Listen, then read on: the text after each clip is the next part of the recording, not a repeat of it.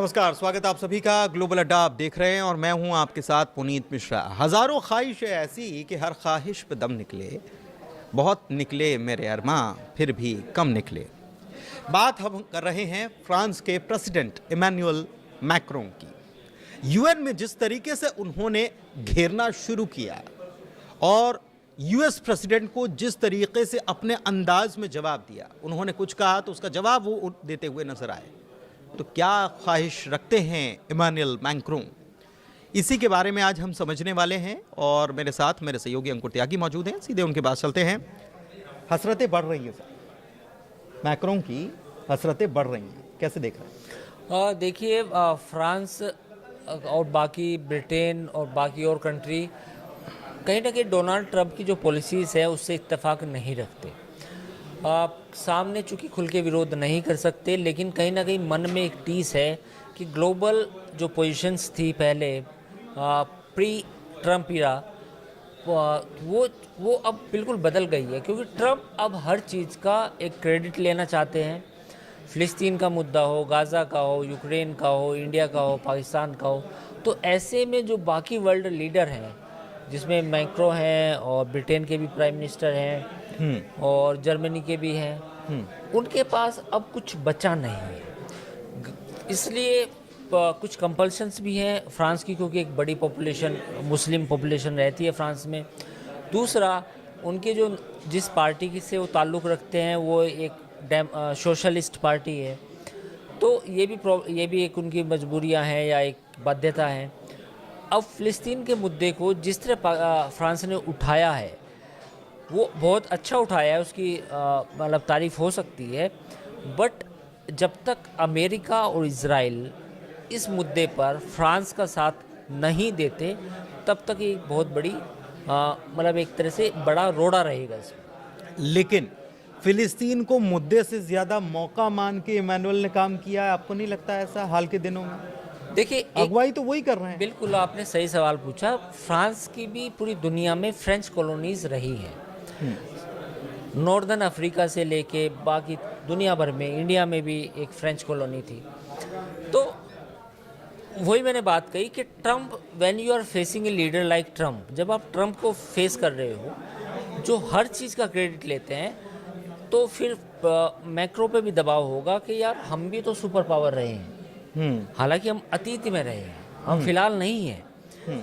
फिलहाल एक हम मतलब है डेवलप्ड नेशन है, but we are not so cold पूरी दुनिया पे हुकूमत करने वाली ताकत। तो फिर उनको भी दिखाना पड़ता है, कुछ कुछ मुद्दे ऐसे पिक करने पड़ते हैं कि उनका रेलेवेंस बना रहे ग्लोबल पॉलिटिक्स में। तो वो वही है, फ्रांस ने जो किया है वो अपने आप को स्ट्रेंथन करने के लिए, अपनी ग्लोरी को अचीव करने के लिए किया है। नहीं, लेकिन आपको ऐसा नहीं लगता कि फ्रांस इससे ज़्यादा हसरत, या इमैनुअल मैक्रों जो है वो ज़्यादा हसरत पाले हुए हैं? मेरा कहने का मतलब ये है कि जब वो कहते हैं ट्रंप की नेटो से हम अलग हो जाएंगे, नेटो के अस्तित्व, अभी उन्होंने हाल ही में कहा कि यूक्रेन से युद्ध लड़ना है तो नेटो को हम हथियार दे रहे हैं और नेटो हैव टू पे अस। ये उन्होंने कहा भी कि हम नेटो के हथियार बेच रहे हैं और नेटो हमको पैसा दे रहा है, तो हम उससे कमाई कर रहे हैं, भारत तो तेल।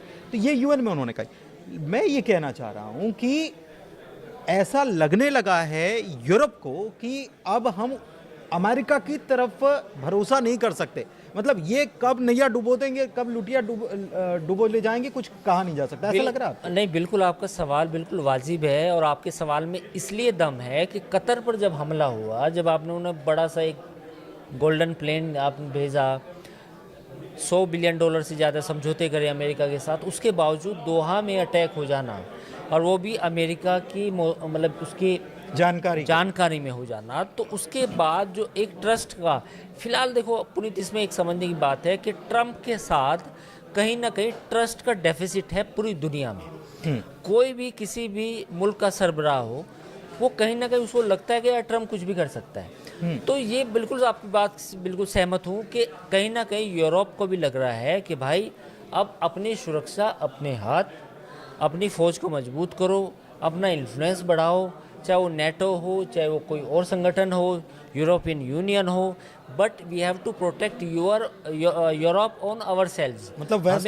वेस्ट ने अपना नेता मैक्रो को चुन लिया, ऐसा मानते हैं नहीं, आप? ऐसा तो बहुत जल्दी होगा नहीं, क्योंकि सपोर्ट बाकी उसमें, लेकिन उसमें मेलोनी भी है। मेलोनी तो ट्रम्प की दोस्त है। मेलोनी ट्रम्प की दोस्त हैं, लेकिन बाकी के पोलैंड की देख लीजिए बात, स्थिति देख लीजिए, हाँ। या ब्रिटेन की स्थिति, कनाडा की स्थिति, ये एक्चुअल में आप देख रहे हैं कि ट्रम्प ने इनको भी बख्शा नहीं टैरिफ के मामले में।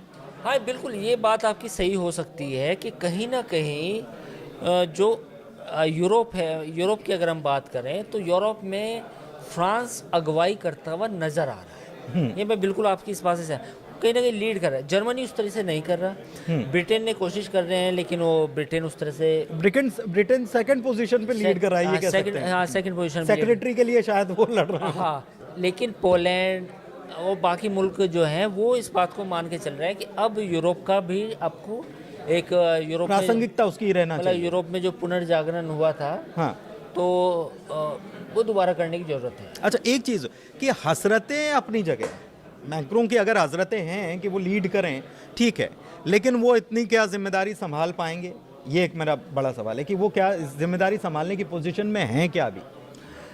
नहीं, देखिए, अगर ट्रम्प का रवैया ऐसा रहा, अगर जैसे यूक्रेन और रूस के बीच में जो लड़ाई जंग है वो नहीं ख़त्म हुई, कुछ जंग बढ़ गई, तो फिर एक अलग हालात होंगे। लेकिन अब रूस, यूरोपियन जो यूरोप है वो सोचने लगा है कि भाई अब हमें अमेरिका पे डिपेंड नहीं होना, हमें अपनी सुरक्षा करनी है, क्योंकि यूक्रेन का युद्ध 2.5 साल से चल रहा है, 3 साल हो गए। इतना लंबी लड़ाई अगर कभी यूरोप के किसी कंट्री में हो जाए रूस की, तब क्या होगा? क्योंकि रूस उनके मुहाने पे खड़ा है। तो मुझे लगता है कि आने वाले समय में जो यूरोप है वो अपनी सुरक्षा के बारे में ज़रूर सोच रहा है, ज़रूर चिंतित है, और अमेरिका पर अब वो डिपेंड नहीं होना। अमेरिका पर डिपेंड भले ही ना होना चाहता हो, लेकिन एक मुखिया की भूमिका से अगर किसी को हटाने के ये खेल चल रहे हों तो अमेरिका को खबर तो लग रही होगी।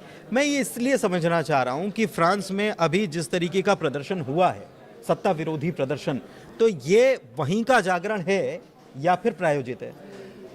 देखिए, प्रायोजित इसलिए है क्योंकि आप समझ रहे होंगे मैं क्या कह रहा हूँ। CIA पूरी दुनिया में जाना जाता है इंटरफेरेंस के लिए। अभी नेपाल में जैन का प्रोटेस्ट हुआ, उससे पहले बांग्लादेश में हुआ, श्रीलंका में हुआ, आपके चारों तरफ हो चुका है, यानी कि इंडिया की तरफ। इटली में भी चल रहा है, इटली में भी फिलिस्तीन के नाम पर चल रहा है, लेकिन चल तो रहा है। हाँ, चल तो रहा है।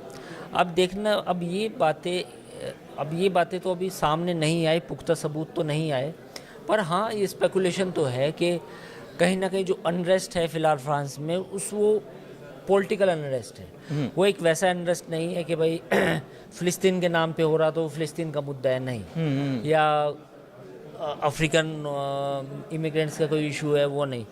कहीं ना कहीं जब धुआं उठता है तो आग तो कहीं लगी होगी। तो अभी तो सामने नहीं आया खुल के मामला पूरा कि भाई ये इसके पीछे क्या वाकई में CIA है या कोई बाकी लोग हैं, लेकिन आने वाले इस वक्त अलाई जो हैं उनके काम करने वाले भी हो सकते हैं कि कुछ, क्योंकि देखो ट्रम्प एक राइट विंग है। आपने देखा होगा कि जर्मनी में भी चुनाव जीतते जीतते वो हार गई। नाम भूल रहा हूँ, ली पेन। तो ट्रम्प जो जितने भी राइट विंग हैं, खासतौर पर मतलब वो चाहते हैं कि वो ऐसे और ऐसे लोग ही आएं। हाँ, ऐसे लोग ही अगर सत्ता में आएंगे तो बहुत अच्छी बनेगी। हाँ, खूब रंग जमेगा जब मिल बैठेंगे अपने जैसे, यार वो उनकी विचारधारा वाले। अच्छा, एक चीज़ और कि हम ये देख रहे हैं कि यूक्रेन के साथ रशिया का कॉन्फ्लिक्ट जो चल रहा है, और बीते 1 साल से, बीते 8-10 महीनों से, क्योंकि हम इसको कवर कर रहे हैं लगातार, तो 8-10 महीनों से कुछ अगवा बनने की ज़्यादा कोशिश फ्रांस कर रहा है। तमाम बैठकें बुलाई, कई बार बैठकें बुलाई, उतनी कामयाबी शायद फ्रांस को उसमें मिली नहीं, क्योंकि फिर अमेरिका तक मामला पहुंच गया, फिर अमेरिका ने इंटरवीन करना शुरू कर दिया, क्योंकि ज़ेलेंस्की को लेकर कई बार मीटिंग उन्होंने की। ये अब फिलिस्तीन को उन्होंने देखा कि ये, मतलब ट्राई तो उन्होंने वहाँ पर भी किया, लेकिन फिलिस्तीन में अब उन्होंने अपना फाइनल दाम चल दिया इमानुएल ने। फ़िलिस्तीन एक बड़ा इशू है, नो डाउट। जिस ब्रिटेन ने फ़िलिस्तीनियों को उजाड़ा, उस ब्रिटेन ने फ़िलिस्तीन को अभी मान्यता देने की ऐलान किया। फ्रांस बिल्कुल ये सब बेसिकली लेवरेज लेना चाहते हैं पूरी दुनिया की पॉलिटिक्स में। हाँ, ये बात सही है कि फ़िलिस्तीन को लेके समर्थन जुटना चाहिए, इसमें कोई बुरी बात नहीं है। पर पॉइंट ये है कि ये सब हो रहा है यूरोप का रिलेवेंस बनाने के लिए, क्योंकि ट्रंप ने जिस तरीके से फ़िलिस्तीन को एक तरह से खारिज कर दिया, तो पूरे यूरोप में भी एक अच्छी खासी मुस्लिम पॉपुलेशन रहती है। तो मुझे लगता है कि रेलेवेंस बना रहे फ्रांस में मैक्रो का या उनकी पार्टी का, ब्रिटेन में भी उनकी पार्टी का। तो जितने भी लिबरल्स हैं उनको लगता है कि अगर हमने फ़िलिस्तीन का इशू छोड़ा तो ये उनके लिए दिक्कत होगी। तो उनकी इंटरनल पॉलिटिक्स का भी दबाव है, ट्रंप के सामने दिखाना भी है कि हम कुछ कर रहे हैं, हम इंडिपेंडेंट हैं। लेकिन हम as a ये European- यूएन में जब ट्रंप ने बोला तो ट्रंप ने उन्होंने यूएन के होने पर ही सवाल खड़े कर दिए। ये बड़ी हैरानी की बात है। ट्रंप ने ऐसा कहा तो आप हैरान क्यों हैं? नहीं, मैं इसलिए हैरान हूं क्योंकि उसका जवाब इमैनुअल मैक्रों जो हैं उनकी तरफ से कहा गया कि प्रासंगिकता बनाए रखना भी तो हमारा काम है।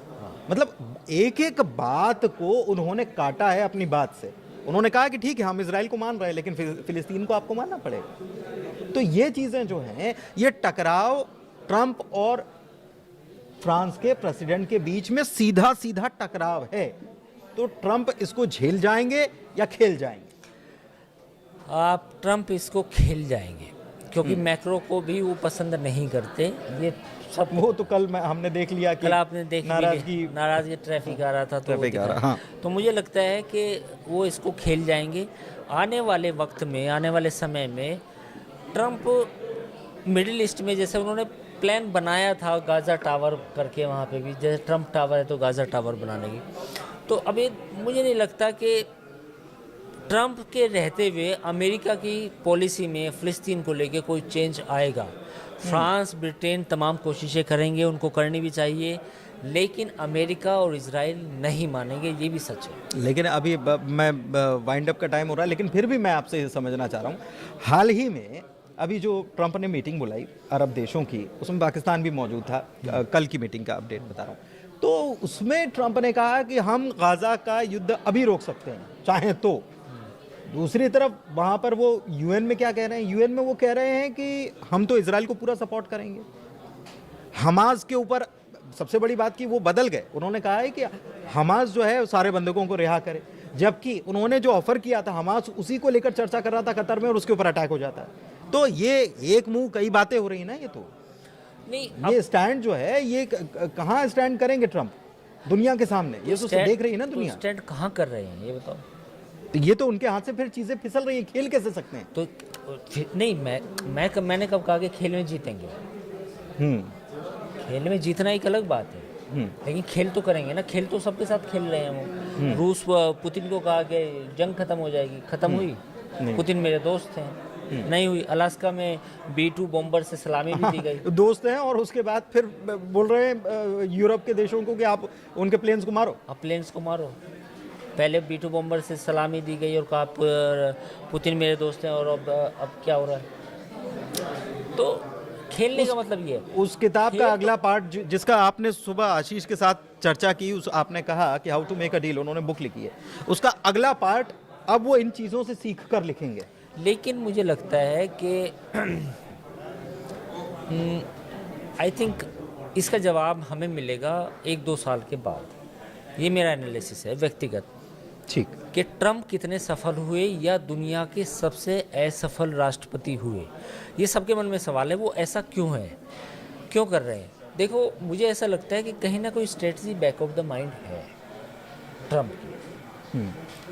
वो बार बार पूरी दुनिया को जो परेशान किए हुए, वो जो पूरी दुनिया को किसी को कॉन्फिडेंस में नहीं ले रखा उन्होंने, वो है। तो इट विल टेक टाइम, समय लगेगा ट्रंप को भी समझने में। आज मैक्रो भी परेशान है, पुतिन भी कहीं ना कहीं अलग माइंडसेट से गेम खेल रहे हैं, भारत को भी अपनी रणनीति अलग तरीके से बनानी पड़ रही है।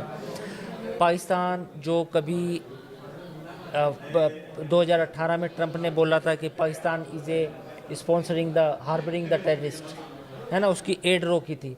आज वही पाकिस्तान फिर से उनका एक उनकी गोदी में जाके बैठ गया है। तो ये इतनी विशाल चीज़ें हैं, इतनी गहरी चीज़ें हैं, इसका एनालिसिस अभी एकदम से बता रहे हैं कि ट्रंप ऐसा क्यों है, तो ये बिलियन डॉलर क्वेश्चन है कि ट्रंप ऐसा क्यों है, उसके दिमाग में क्या वो बुक का अगला पार्ट लिखेंगे ज़रूर। आएंगे वो बुक लिखेंगे, वो पता भी चलेगा कि मैंने ऐसा क्यों किया, वो समय आने पे पता चलेगा जब वो वाइट हाउस में नहीं होंगे। बट हाँ, ट्रंप का जो इस तरह का बदलाव है, जो इस तरह की सोच है, वो मतलब वो उसके पीछे क्या है ये पूरी दुनिया जानना चाहती है। पूरी दुनिया जानना चाहती है, लेकिन जवाब अभी तक मिल नहीं पा रहा है।